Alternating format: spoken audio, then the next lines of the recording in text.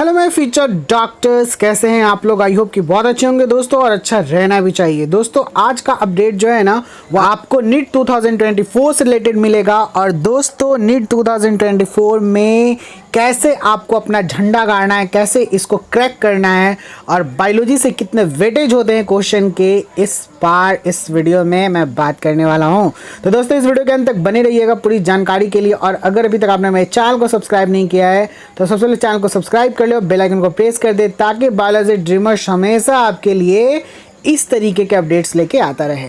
तो दोस्तों जानिए क्या है इंपॉर्टेंट चैप्टर्स इन बायोलॉजी, सबसे पहले जिस पे आपको अभी से ही बेहतरीन तरीके से ध्यान देना है।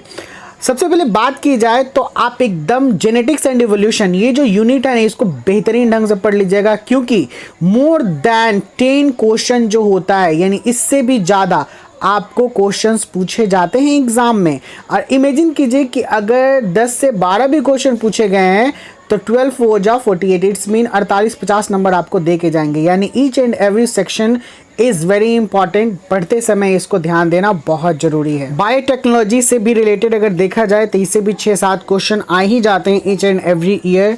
रिप्रोडक्शन यूनिट से देख लिया जाए तो इससे भी लगभग क्वेश्चन जो आपके हैं वो 10 to 15 आ ही जाते हैं एग्जामिनेशन में।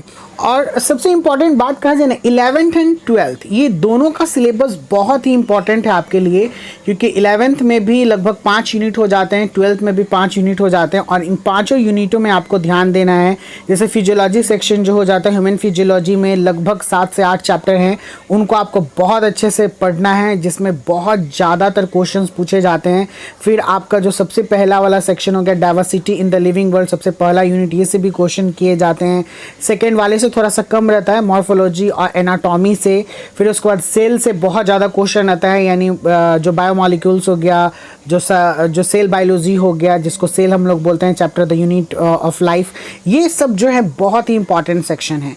तो दोस्तों अब मैं जो बात करने वाला हूँ आपको वो है कि लास्ट ईयर का हमारा कितना वेटेज रहा था बायोलॉजी में, या इसको नंबर ऑफ क्वेश्चंस क्या पूछे गए थे और कौन कौन चैप्टर से कितना था। तो आपको बताते चलूँ कि जो लिविंग वर्ल्ड है उससे क्वेश्चन 1 आया था, केवल 1 क्वेश्चन। बायोलॉजिकल क्लासिफिकेशन से 1 क्वेश्चन। प्लांट किंगडम 5 क्वेश्चन को रखा था। एनिमल किंगडम 4 क्वेश्चन को। Morphology of flowering plant 2 question. Anatomy of flowering plant 3 question. Structural organisation in animal 3 question. Cell the fundamental unit of life, इससे 2 question. Biomolecules जो मैंने भी बताया आपको, इससे 3 क्वेश्चन। तो दोस्तों ये जो वेटेज है बहुत ही इंपॉर्टेंट है, इसको ध्यान से सुनते जाइएगा। Cell cycle and cell division, इससे 7 क्वेश्चन था। Transportation in plant 1। Photosynthesis in higher plant 4। Respiration in plant 1। Plant growth and development 3। Digestion and absorption 2। Breathing and exchange of gases 3। Body fluids and circulation 3। Locomotion and movement 4। Sexual reproduction in flowering plant 3। Human reproduction 3। Reproductive health 3। Principle of inheritance and variation 2। Molecular basis of inheritance 10 question. Evolution 1। Human health and disease 3। Strategies enhancement in food production 3। Microbes in human welfare 1।